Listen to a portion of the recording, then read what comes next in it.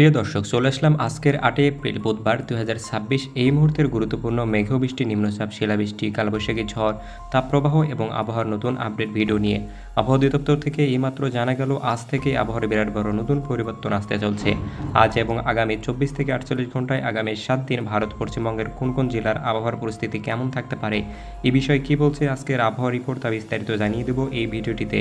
তো প্রিয় দর্শক, আপনি কোন জেলা থেকে আবহাওয়ার খবরটি দেখছেন এবং আপনার জেলার আবহাওয়ার পরিস্থিতি কেমন তা কমেন্ট করে জানিয়ে দিন। আর প্রতিদিনের আবহাওয়ার আপডেট খবর সবার আগে পেতে ভিডিওটিতে একটি লাইক দিয়ে চ্যানেলটি সাবস্ক্রাইব করে পাশে থাকা বেল আইকনটি অন করে দিন।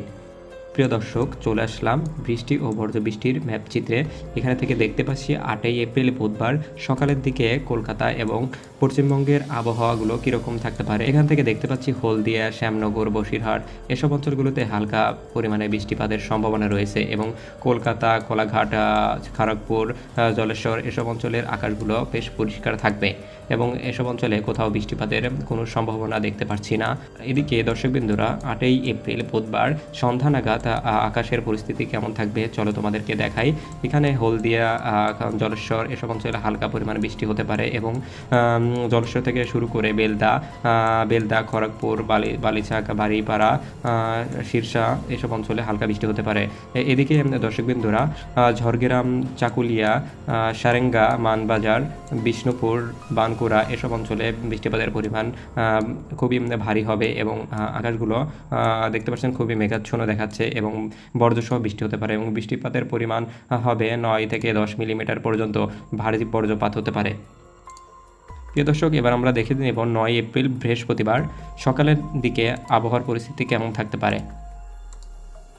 এখান থেকে বিভিন্ন জেলাগুলো যেমন চাকুলিয়া, খড়গপুর, কোলাঘাট এসব অঞ্চলের আকাশ একদম পরিষ্কার থাকবে ৯ এপ্রিল বৃহস্পতিবার সকালের দিকে, কিন্তু এদিকে জামশেদপুর, টিকার, বালারামপুর এসব অঞ্চলের আকাশ থাকবে খুবই মেঘাচ্ছন্ন এবং এখানে বৃষ্টিপাতের পরিমাণ থাকবে ১০ থেকে ১২ মিলিমিটার পর্যন্ত এবং ভারী বজ্রসহ বৃষ্টিপাতের সম্ভাবনা রয়েছে এসব অঞ্চলে।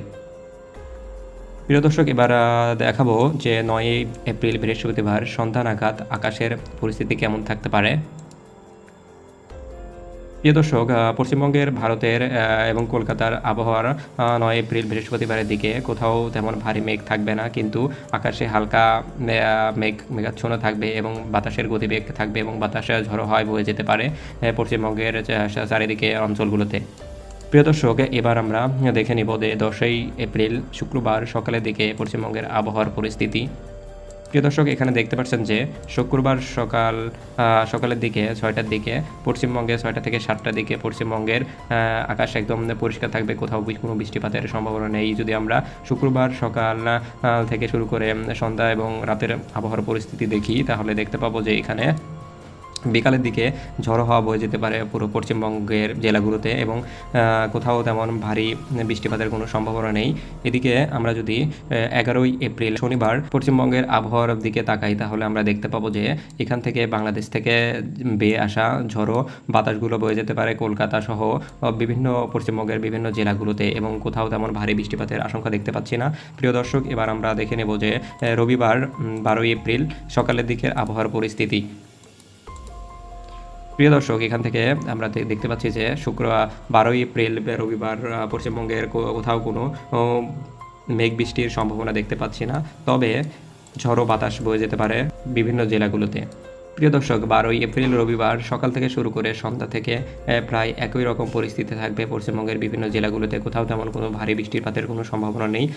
আকাশগুলো থাকবে পরিষ্কার, কিন্তু বাতাস বয়ে যেতে পারে পুরো পশ্চিমবঙ্গের জেলাগুলোতে। তো প্রিয় দর্শক, এই ছিল আজকের আবহাওয়ার আপডেট। সবাইকে ধন্যবাদ ভিডিওটি সম্পূর্ণ দেখার জন্য।